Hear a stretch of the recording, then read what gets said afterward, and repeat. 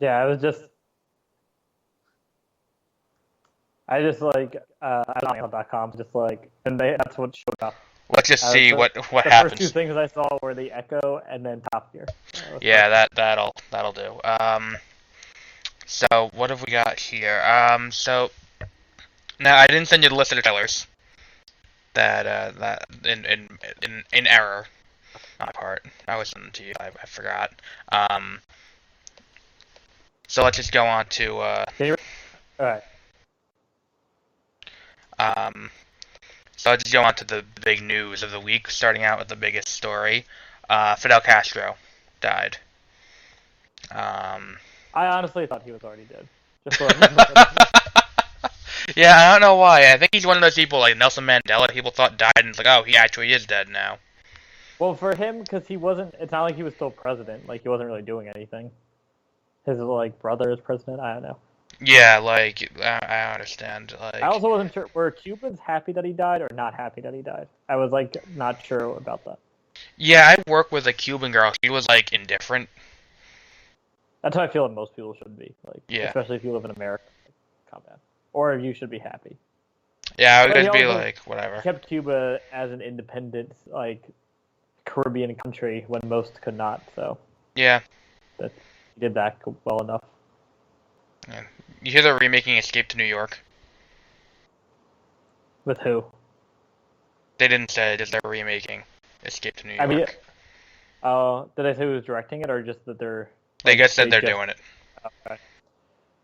That could go either way. Yeah. So before we get into the news, though, I want to have well, besides the Fidel Castro, I just wanted to add to the way. I didn't want to dwell too long on the death of Fidel Castro, but couldn't really not acknowledge that it happened.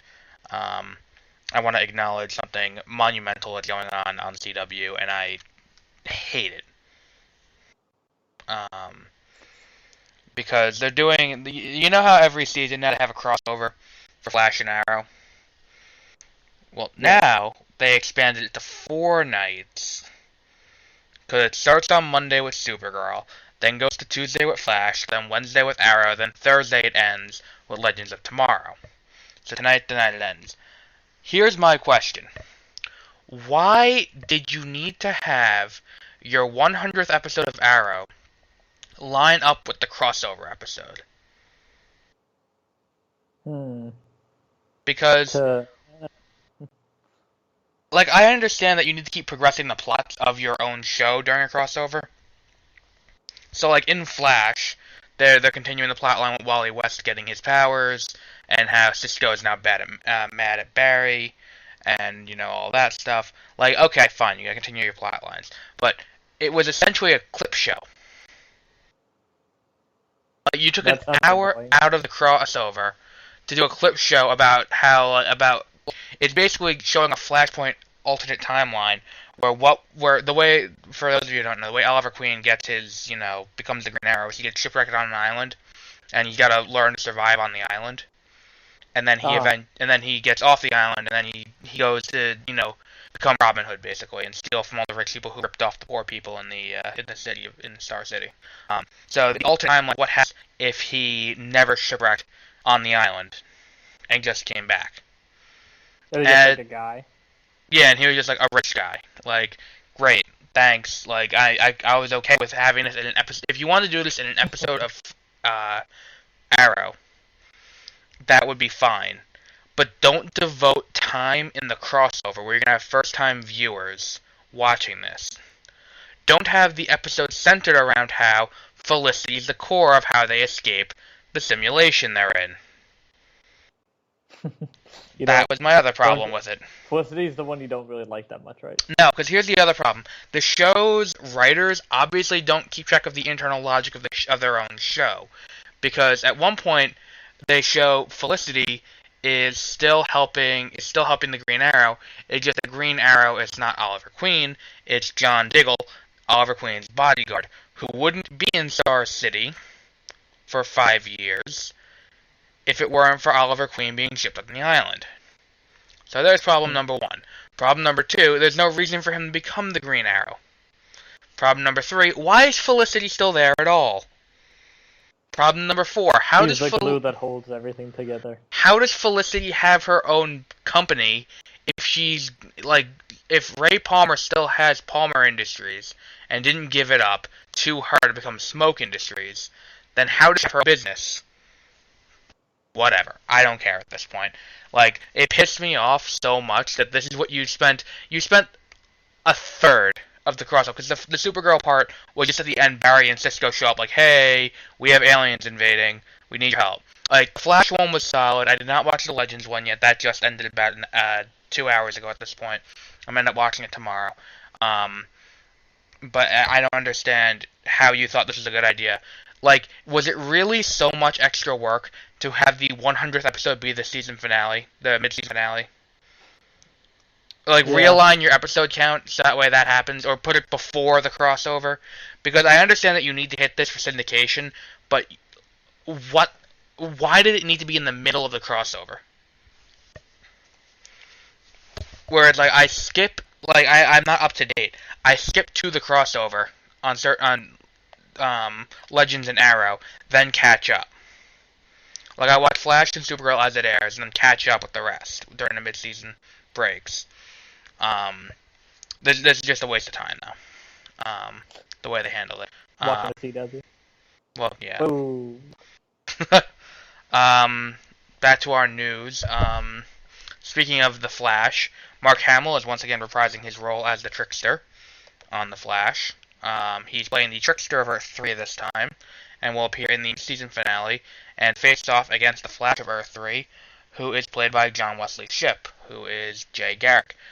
Funnily enough, John Wesley Shipp played the Flash on the original Flash TV show from the 1990s, and and that's why Mark Hamill has the job now, because he played the Trickster back then. So it's going to be a reunion of them fighting each other. That's fun. So that's Isn't the Trickster the Joker? Yeah, kind of. I heard a thing. It was about the Riddler, and how in comics recently, the Riddler has been like one of the Green Arrow's main villains. Which I like that better. And it works better because the Riddler is Batman's villain. Like, he is different from the Joker, but he's like too similar to the Joker. But as for like Green Arrow villain or like another one, it like just works much better. Well, from what I was seeing with like from the TV show, the way they handled Count Vertigo in the TV show, Count Vertigo could have been like the Joker to Stephen Amell's Green Arrow, but they killed him off. So it doesn't matter. Like, that was stupid. I don't give them any credit. Did you see the new Wes Anderson commercial? I don't Adrian think Brody. I did. What was it for? What? I don't know. But H&M. But he has a new commercial starring Adrian Brody, for H&M. It's really you can tell it's Wes Anderson. Like, yeah, he's got a very unique style and trains. He's an auteur of trains. Okay, that's what class ropes he was in trains. I think Budapest Hotel had a train. Yes, that was a train. The Darjeeling Limited, that's the one that takes place mostly on a train. Rushmore has a train. Where does Rushmore have a train? I feel like it definitely does. I don't think it does. Rushmore definitely has a train in it. We should really just do an author study of Wes Anderson at this point. Like, he really is great at what he does, and he doesn't get enough credit, I don't think. Because like last week when we talked about Kill Bill, like, we wanted to say style over substance, so we really couldn't think of the word that actually applies. Auteur. For a lot, and I think style over substance fits more to Wes Anderson. Where, like, his movies aren't particularly deep in terms of the concepts. It's just you can visually look at a Wes Anderson movie and tell it's a Wes Anderson movie. Like, definitely. That's the like, he puts more effort into that than actually developing like the characters in his movie and stuff like that. Alright. Out of 1, 2, 3, 4, 5, 6, 7, 8. Out of 8 films, 1, 2 have trains as a main part of it. I don't think a trope doesn't need to be a main part. Okay, even have trains in them. I'm putting Rushmore on the maybe list because I don't remember a train in that. I feel like there definitely was a train in it. Bottle Rocket does not. Bomb does not. The Life Aquatic does not. The Darjeeling it does. Fantastic Mr. Fox. I think it does. Not. Well, Moonrise Kingdom does not. Okay. And the Grand Budapest Hotel does. So we're at 4 out of 8. Maybe 3. Well, the thing is too, he's what's it called? He has said he loves, like, he only travels by Amtrak. Okay, that's a little bit annoying. Doesn't that make... At least the only thing that's like less efficient than traveling by train is by boat. No, by bus. I think bus is less efficient than traveling by train. But it's cheap though. That has that because traveling by train is like ridiculously expensive. Well, yeah, but like if you're gonna travel across the country, like I'd rather travel by train across the country than travel by bus. I'd just rather drive or fly. Well, yeah, flying is ideal. I think it's cheaper. It's definitely cheaper to fly than take a train across country. I don't know. I think it'd be cool to do like once. I drove across country, so I don't need to take a train. Take one of those cross country train trips in the like in one of those sleeping cars. I guess. They'd be cool to do once and then like never again. Oh wait, how much do you think this is worth? I don't want this, but I just like came up. It's a keyboard waffle iron, and but it's not like electric. Like it's just like it's like a chunk of metal, and you have to fill it and then close it and put it on a stove. I would say $50. You are close. It is on sale for $58. That's not originally $70. That's not worth it. For a piece of metal that you have to heat up on a stove. Yep. Big bucks. Let's see. We have some 2 things that are similar in news. Emily Blunt will not be appearing in the sequel to Sicario. I didn't know there was going to be a sequel. They are going to make it. That was what I thought too when I read that article. I did not know that they were going to be making a sequel to Sicario to begin with. That doesn't feel like a movie that should have a sequel. It doesn't really need one. No. Like it feels like it ended right where it should have. But then the other thing similar is Ray Fiennes said he'd be open to reprising his role as Lord Voldemort should the situation where he need to arise.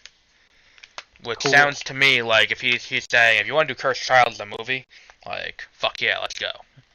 Or he plays, like, they do a Voldemort flashback, and he plays young Voldemort as, like, in his teens. Yeah, well, no, they can't do teen, they have to do, like, young adult Voldemort. Or, no, yeah, I think he's too old to play young adult Voldemort. He has to play, like, mid-adult. It would be really funny.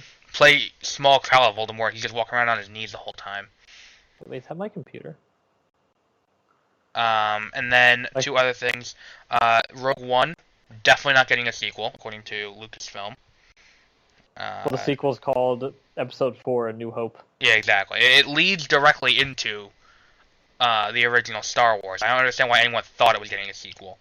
Then the other big not happening story is the original producers of Back to the Future say they will never, ever, ever, ever, ever reboot the franchise.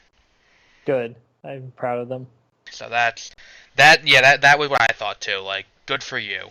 Like, thank you for not ruining it.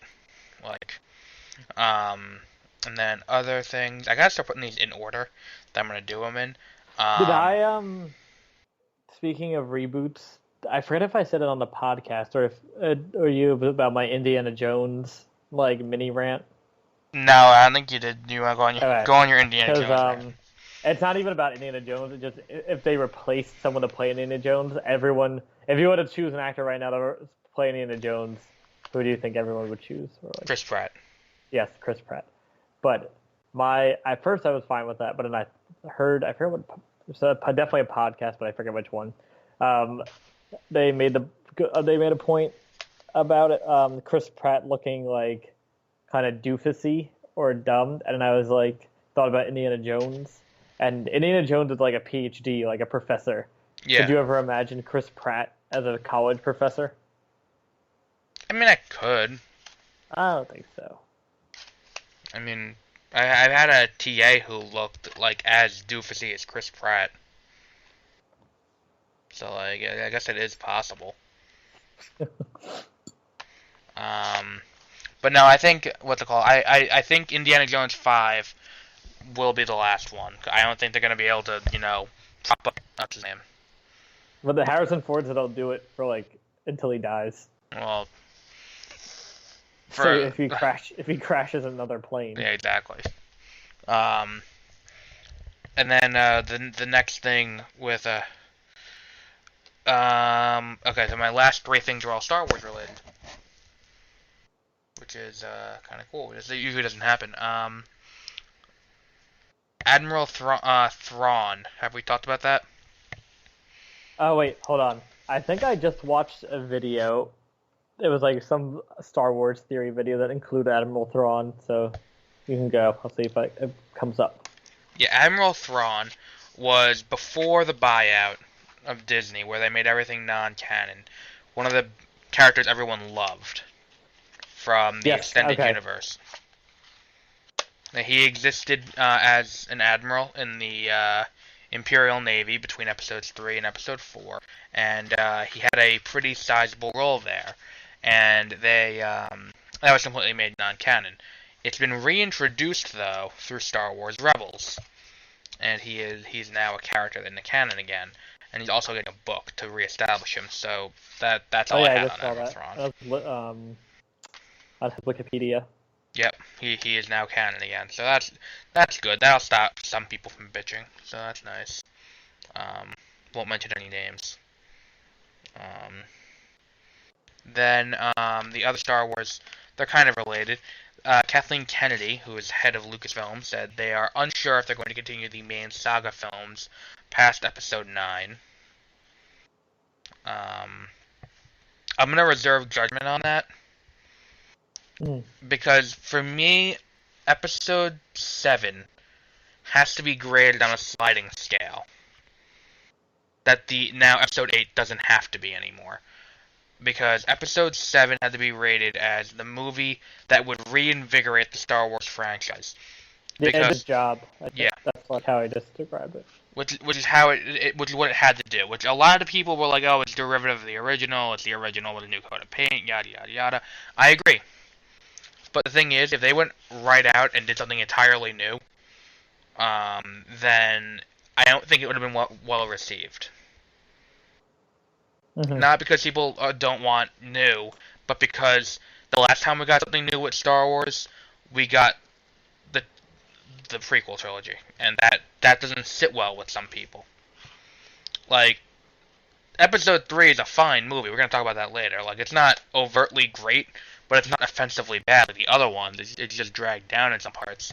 But I think if you went all out and tried to do something completely original, it would have got torn to shreds critically, and bad word of mouth would have destroyed that movie.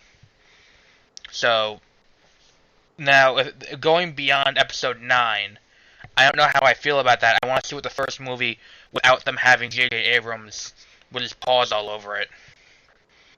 Like, I want to see how that movie turns out, and then I'll reserve judgment as to whether or not they should continue with the Skywalker saga. Which, by the way, did I ever tell you what my other problem was with J.J. Abrams, with who is Rey's parents? No, I don't think so. So Kylo Ren is obviously not the main character, right? Yeah. I'm agreeing with you.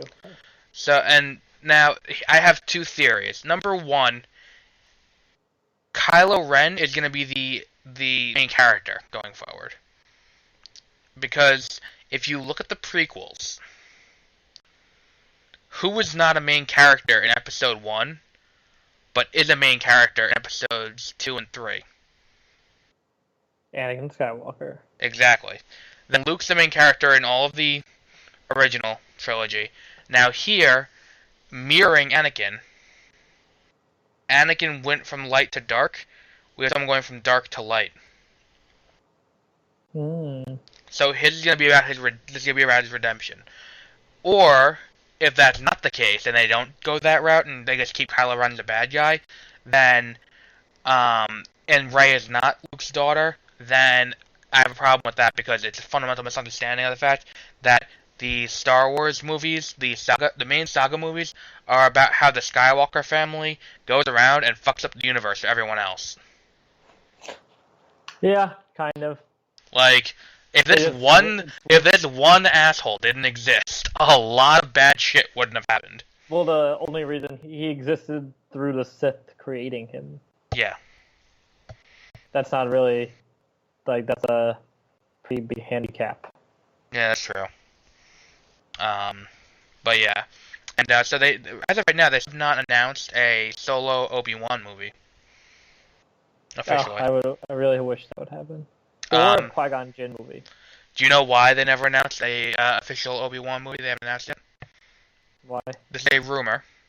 It hasn't been announced yet because there's still a chance of an appearance by Ewan McGregor in Episode 8 or Episode 9. As like a Force Ghost? As a Force Ghost. I'm assuming, because they haven't had Force reincarnation, or like anything like that, so I'm assuming he's back as a Force Ghost, because we already had his voice in Episode 7. In that one scene where it's he's the last voice you hear, and with the Rey, these are your first steps, which starts with the lightsaber. The Rey is Ewan McGregor, not Ewan McGregor, Alec Guinness. Ewan McGregor, these are your first steps. Yeah. So, and the thing is too, after we saw, at this point we can spoil it. It's been 2 weeks. As we saw with Fantastic Beasts. It's very possible to get a high-profile actor, or even a lower profile. I think it's harder to get Johnny Depp on set than just quietly, without anyone knowing, than getting Ewan McGregor on set quietly with no one knowing. And you could just say he's visiting the set too, because he is like. Yeah, exactly. Especially if it's going to be done on a soundstage, because if he's doing a Force Ghost, he doesn't need to be on set. Yep. He could do it while doing his voiceover for the movie Sing. I think he's in. Oh no, he's in. How about this? Wait a minute. He's doing the voice of Lumiere in Beauty and the Beast. Oh. So he's on a Disney soundstage already. So it is very possible for him to be filming scenes for Episode 8. Wes Anderson is also an actor in the movie Sing. That movie looks weird. Yeah. I don't want to see. It's a Minions. Too many animal movies. It's an Illumination movie, so it's not going to be good. Oh wait, can I spoil Zootopia? Like Yeah. part of it? Okay. So me and my girlfriend watched Zootopia, and she already saw it, and I've never seen it before. And I did like it. That's my review, I guess. But It was good, period. The very first scene, or the second scene with the sheep, that's the assistant mayor. Yeah. That, when she talks to the rabbit, and that scene, I'm just like, she's a bad guy. I don't know if this movie has a bad guy, like, because I don't even know what the plot is yet. But she's a bad guy. That was it was just like all of a sudden I just got flashbacks to Hoodwinked. Oh yeah. Yeah, that was a movie. Do you know in The Secret Life of Pets all the animals have buttholes? Yes, I did. I saw the honest trailer. Yeah. Well, yeah, same with me, and I was like, what the fuck? I think Kevin Smith complained enough. Two more things a few more things that literally just dropped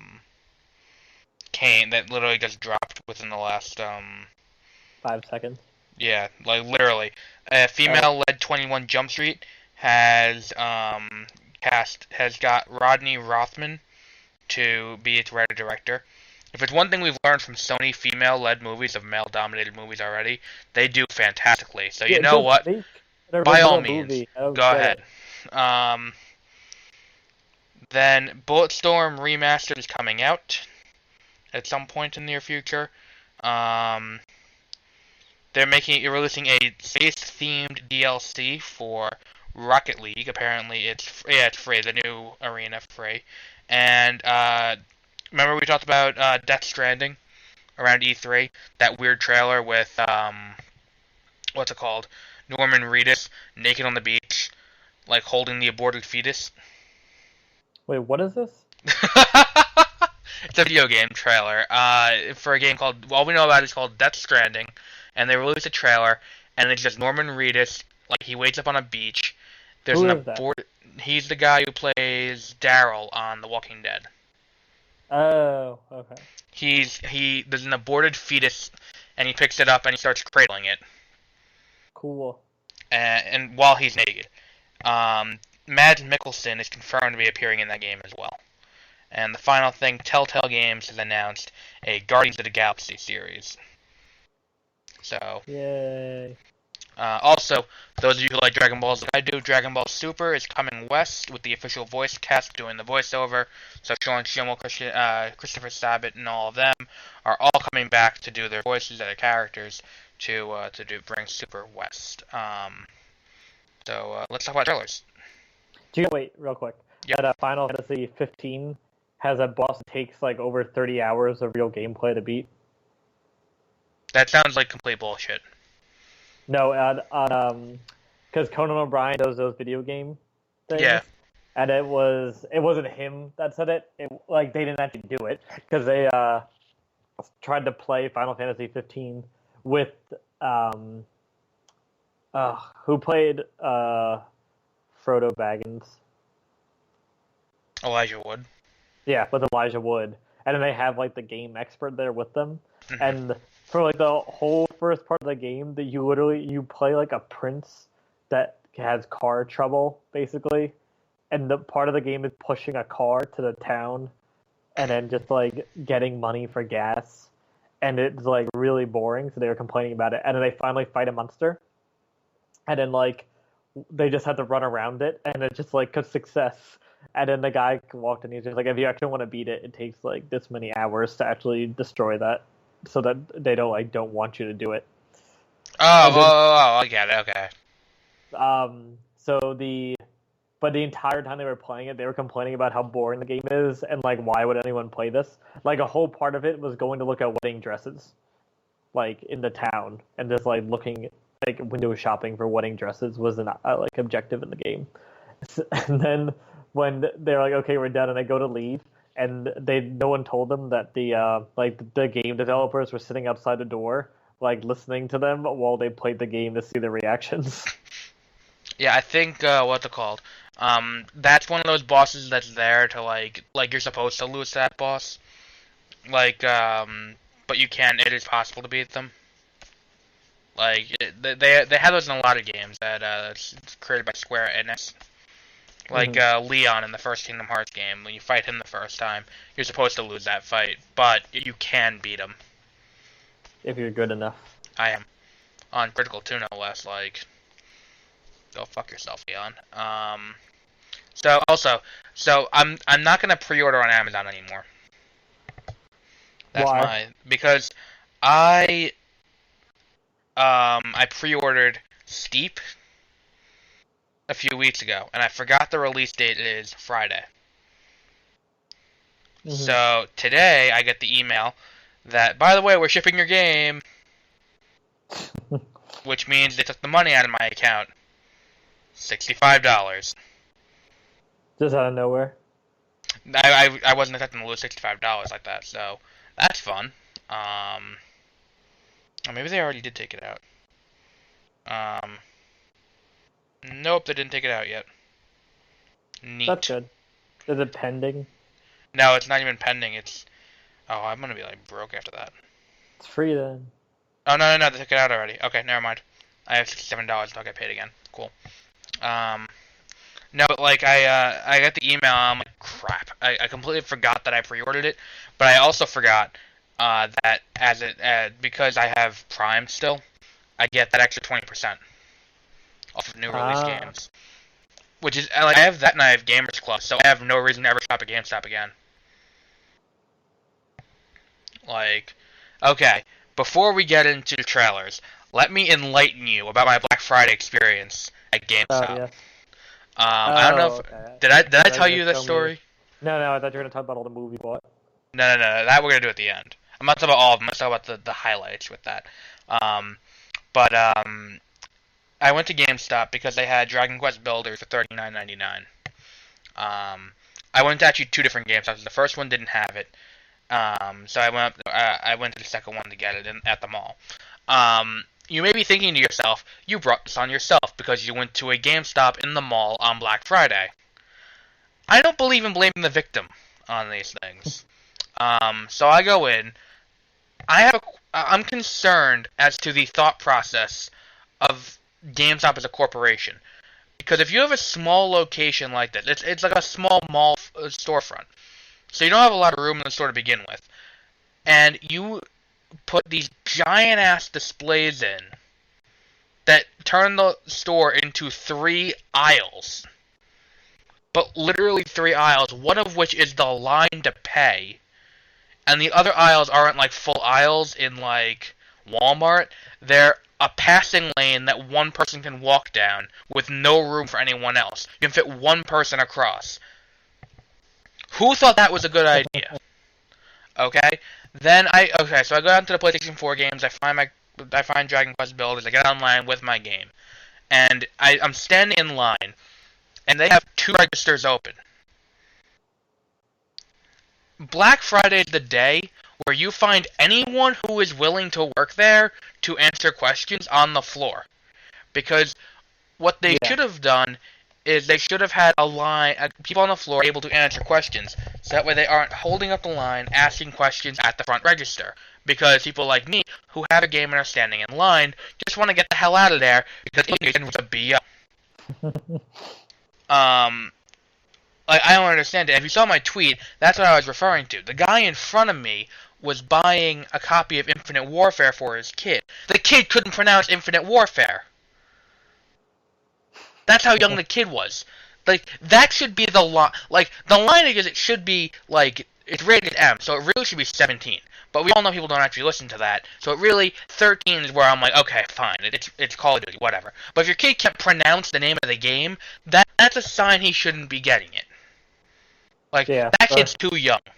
You should go to, like enunciation classes instead of playing video games. Or get Pokemon Sun. Like, everyone can enjoy Pokemon. Like, that's an age-appropriate game for that kid. Like, or Dragon Quest Builders. It's Minecraft, but with Dragon Quest. There you go. But yeah, and meanwhile, I'm in this game shop, and the line's not moving. I'm sitting there holding it, and I'm like, do I want to get in this line? Like, if I wait 3 months, the game should be down to this price anyway, and if I wait 6 months, it should be down to $20. So why am I waiting in this line? This is a frivolous purchase store. This is a store you want the line to move as fast as possible, so people will pick up their game that they pick up in a spur of a moment, pay for it quick, and giving them the time to go, is this a good idea? I don't know. And then put it back there and leave. Like, that's why Best Buy, I actually didn't buy anything when I went there. Because I was going to get Watch Dogs 2 at Best Buy with my discount, but the line was way too long. And they only had one register open. Like, what the fuck? It's Black Friday. I went at noon. Why do you have one register open? It's like they don't want to sell things. Yeah, exactly. Like, so I literally walked up to the front, saw the line was wrapped around, like in my store by me, it's, the front registers are by the front door, and then, like, the appliances are right next to it. It was back and wait, like, one for the appliances aisles, and I'm like, fuck this, I'm not gonna stand in the line. My brother told me, you're not staying in that line, and I'm like, whatever, I'm not gonna stand in that line anyway. But yeah, so it was not worth it for those things. But Walmart and everything was like, Walmart was actually pretty nice on Black Friday. It was like dead in Walmart. Well, because you don't need to go to Walmart Black Friday deal. Yeah, there's better stores to go to. Right. So I'll talk about trailers. I picked first of all, Rogue One had another trailer, which I was gonna talk more about, but it appears to be a remix of the old footage. Like, there's nothing new in it. It's just like what's it called? Did we talk about the Kyber crystals? I don't think so, because that does not sound familiar. Okay. The Kyber crystals are what give lightsabers their power. Oh, wait, okay, maybe we had to talk about this. But they also are what power the Death Star. Oh, okay, I did not know that. That's why, this planet... So the Death Star is a giant lightsaber? Yes. So Space Vietnam, the planet this is taking place in, like, you know, the scene where there's the giant, the walkers? Yeah, and the beach and whatnot. Yeah. That is Um, Asians running around. so that is where you can harvest kyber crystals to, you know, power your super weapons. Um, and Jin also has a kyber crystal on her necklace.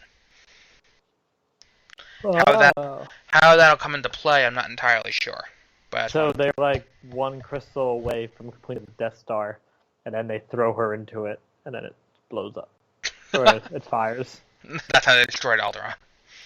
Yep. Yeah, it'll be like it's actually go into episode 4, and like other stuff that's going anytime. Man, that would be It's gonna retcon all of episode 4. I'd piss quite a few. I'd kind of be happy, like, if that did happen, I'd kind of be okay with it, just to go on YouTube and watch people's reactions to that happening, because it would be hilarious.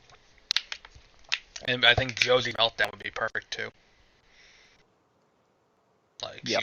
she would have a meltdown over that. So the 3 other trailers that I picked for this week, we're getting into the Oscar bait season. So we got La La Land, we have Jackie, and we have Manchester by the Sea.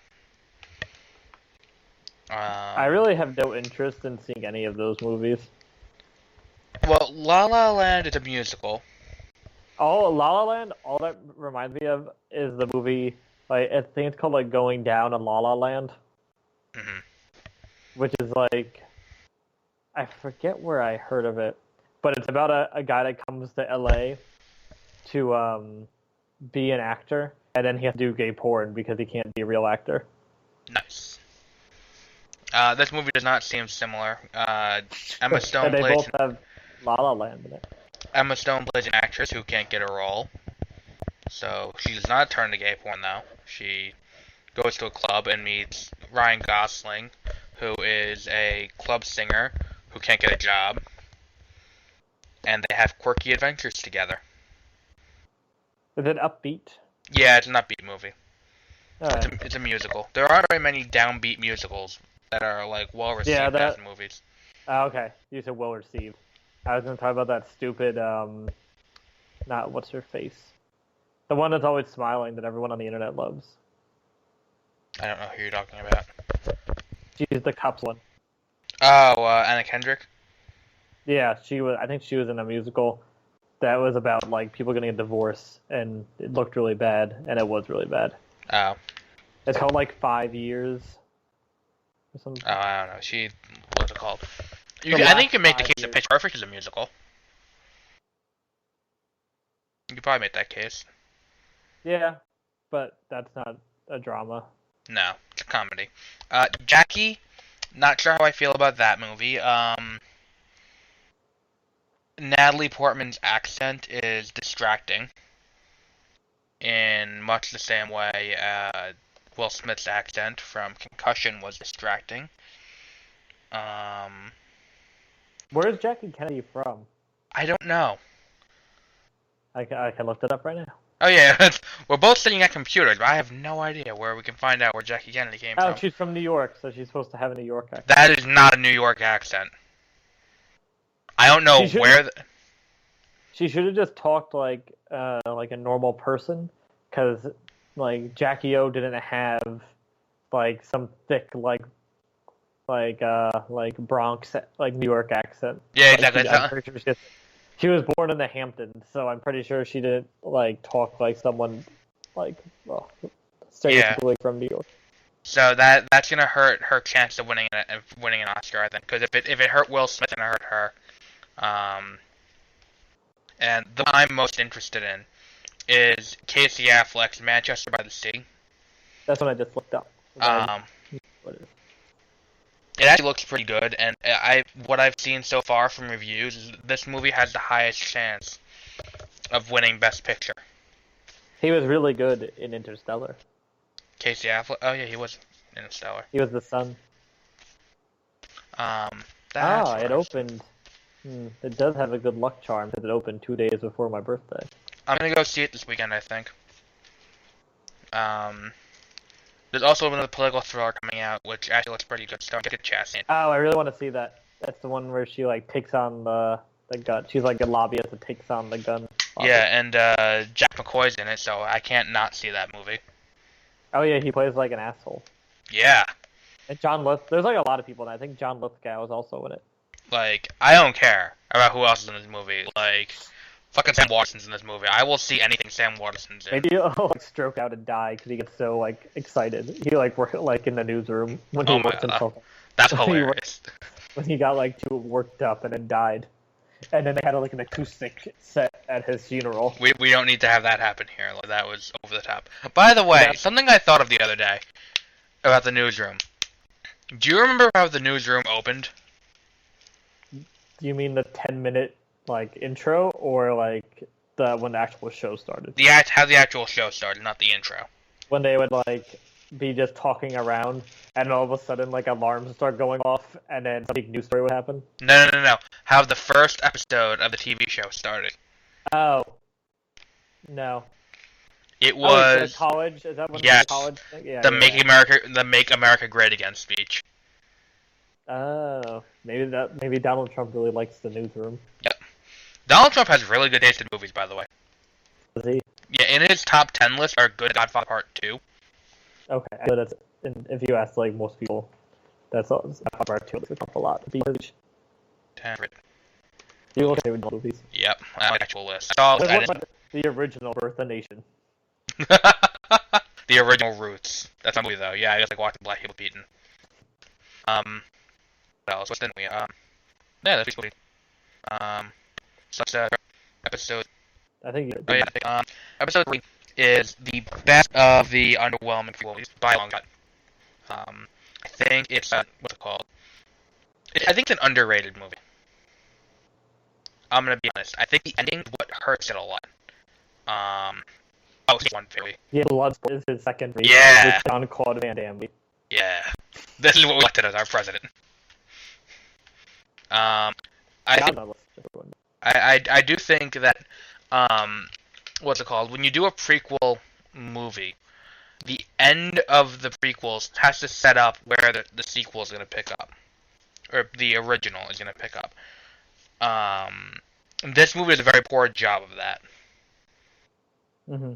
Because despite having a 30-year gap between the end of this movie and the next one, there's a lot of we have to rush everything into the right spots.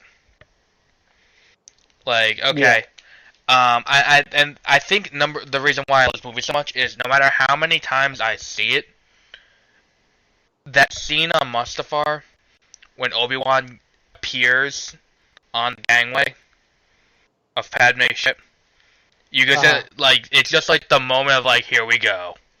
Like this, and the music is like one of the best like music scores in a movie of all time. Yeah, like it is hands down. Like, okay, it's not the best. The best in Star Wars is the what's it called, the darkened Cloud City carbonite chamber when Luke comes in and to fight Vader. Yes, like that's the best. But this is second. Like, no other moment in Star Wars hits the hype of this moment. Like, they built up to it well, and you were just ready for it. Like, this movie does lag a little bit in the middle. That would be really funny if, like as a joke, George Lucas made the prequel trilogy, but then he never shows how Anakin became Darth Vader. It's just 3 movies of the Jar Jar and young Anakin adventures. Yeah, like he doesn't even grow up, and then it just like 20 years later, that he's Darth Vader. No, it would have been hilarious if it's just like the first 2 movies are exactly as they are, and then the last movie is just George Lucas with his middle finger up. Yeah. For 2.5 hours, which, depending on who you ask, that's what the movie was. But again, I've said it before, they have, these directors and writers, they owe you nothing. Like, yeah, it's gonna make what they want to make. Exactly. Don't feel personally insulted that they didn't do it the way you would. They don't care about you. Yeah, exactly. Yeah, after I ranted at length earlier about how Arrow is stupid because of what the writers do. But that's a critique. Like, you're not taking it personally. Yeah, like Like, I'm not there's a lot like of people that will like when a movie's bad, they like take it deeply personally. yeah, like the entire DC fandom. Yeah, Um, and then go. Well, they take it more personal from the like critics, I guess. the prayer circle was hilarious. Like, come on. But yeah, I think I don't know. Do you have any thoughts on this movie? I think it's the other prequel movies. Like, if it's just a movie by itself, then it'll be fine. I enjoy. I don't know. I agree with you where I don't think the prequels are that bad. Like, there are much worse movies than the prequels. Yeah, Like all I've three of seen. them. Hate to say it, I've seen a lot worse Star Trek movies than I have seen worse Star Wars movies. Yeah, I haven't seen all the Star Trek movies, but I trust your judgment. The third one is definitely my favorite prequel. Um, I think they get better with each one. I think you'd like the first one better than the second Yeah, one. I go in like the best is 3, second is 1, and the worst I is like 2. a lot of backstory, so I like the second one. All the forced romance in episode 2 drags it down, I think, because there's no chemistry between Hayden Christensen and Natalie Portman, and to an extent, you can't blame the actors because if you watch the gag reel, they have better chemistry on the gag reel than they do in the movie. Maybe they just didn't understand what was going on. Like it's so weird to think about, but like they do know what they're doing. They are both capable actors, and Hayden Christensen to a lesser extent than Natalie Portman, who has an Oscar. But like the performance is phoned in by Hayden Christensen through the entire prequels. Like, oh, so did you see the honest trailer for Finding Dory? Yes, I did. That was Where funny. it called her reverse Anakin. They, I don't know. I feel like the prequels need to be defended more. Not because they're like pinnacle of cinema or anything, but just they don't deserve the outright hate that they get. Mm-hmm. Yeah, exactly. Because Like, if you can sum up your problem that you have with episode 1 with, well, Jar Jar Binks is in it, then I think you're misunderstanding what's happening. Like, the character's distractingly annoying, but it doesn't drag the whole movie down enough. Mm-hmm. Like, it doesn't... No matter what, the movie would have been reviewed bad, I think. Or fans wouldn't have liked it. I'm pretty sure it was critically reviewed well. Looking it up. But I don't think it was. There was such high expectations. Well, I think, I think the number one problem was they all had much continuity between them as episodes 4 through 6 did. Mm-hmm. Episodes 4 through 6 were constant threat. And we were trying what the threat was. There weren't cycling bad guys. Way too many bad guys over the course of the prequel. I'm not seeing what they got in Phantom Menace. But yeah, if it didn't have Star Wars attached, it would have been received a lot better. But the name of Wars in the title, it got right down. That's how I feel about the movie. Also, I touched on the score. Like, the cinematography is really good, which a lot of people don't give. I'm not entirely sure why. Like, you're not gonna, like, get stabbed if you say, oh, the cinematography was good. The prequels. It was. It did a job of, everything was very well framed and, all that. By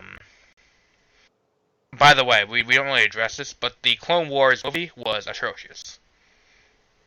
The second one? The movie. Oh, wait. The animated I one forgot that came out in 2008. happened. Yeah. I always forget that. Oh, wait. The reviews were initially good for The Phantom Menace, and then started going down because critics all suck each other's dicks. But then this one critic said that The Phantom Menace was better than Jurassic Park. Which is wrong. Burdened by exposition and populated with stock characters, The Phantom Menace gets the Star Wars prequels off to a bumpy, albeit visually dazzling start, which isn't wrong.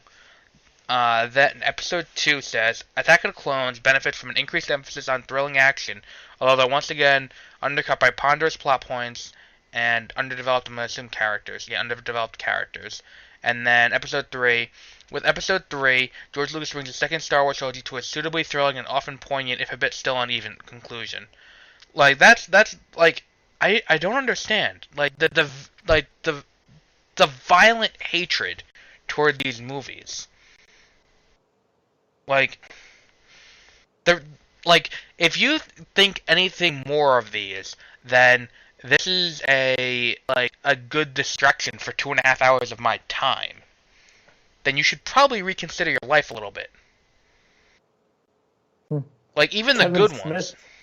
Kevin Smith said that the Phantom Menace was better. I know he said he'd rank it right after Empire. So, and I don't know which one is his favorite though. I think Empire is everyone's favorite. Like, because Empire is hands down the movie. No, I think it's debatable. No, I don't. Between 4 and 5. If you're gonna go between 4, you can go between 4 and 5. But I think, personally, I think it's not really a contest. I think because I don't know, because 4 is just a movie by itself. That's why I like it so much.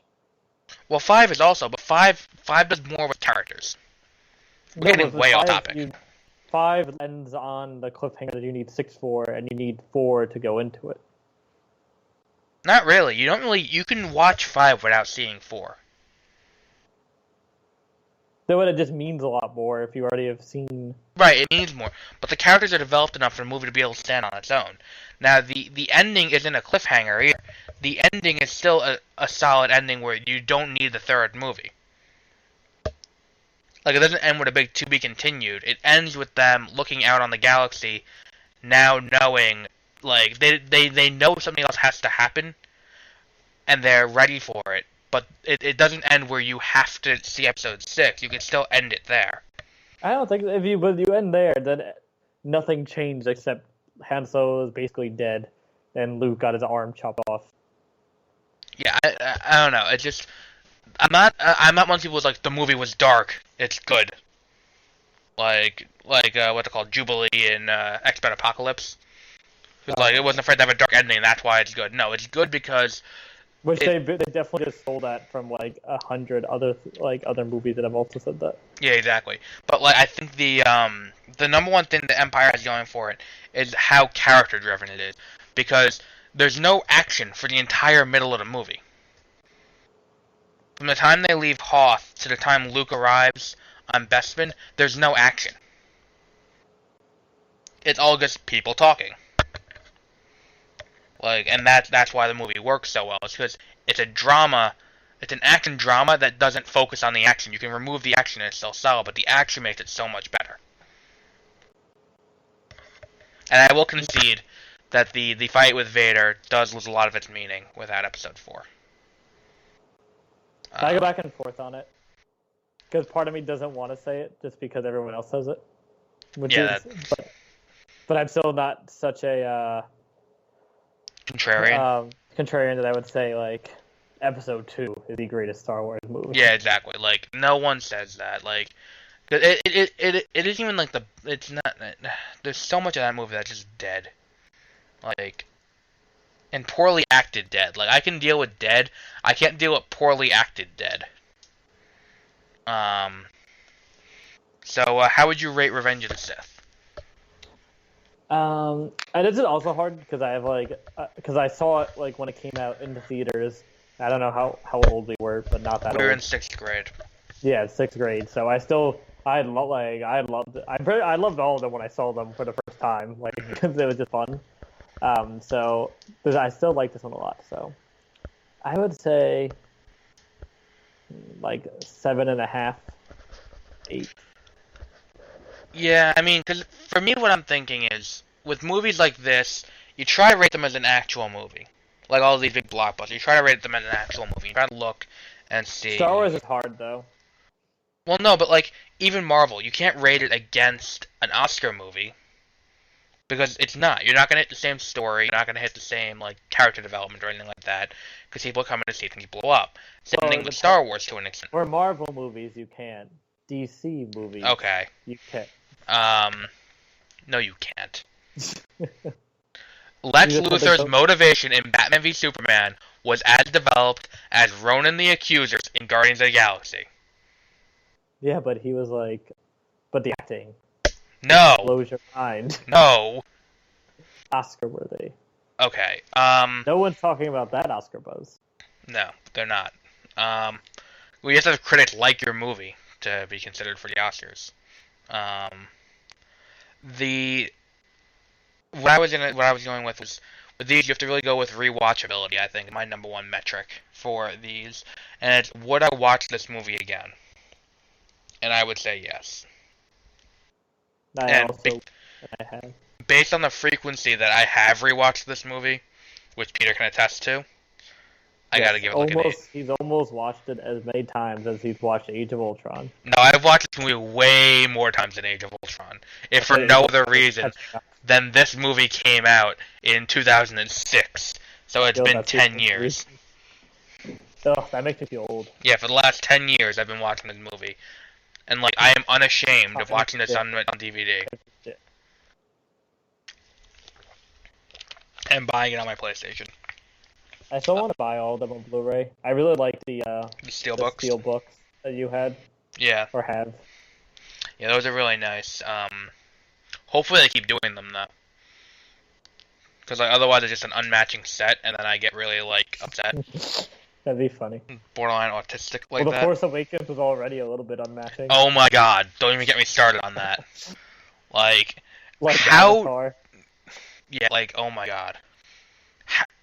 Oh yeah, I completely forgot about that too. The Avatar DVD box sets, one was slightly taller than all the rest. I don't understand why.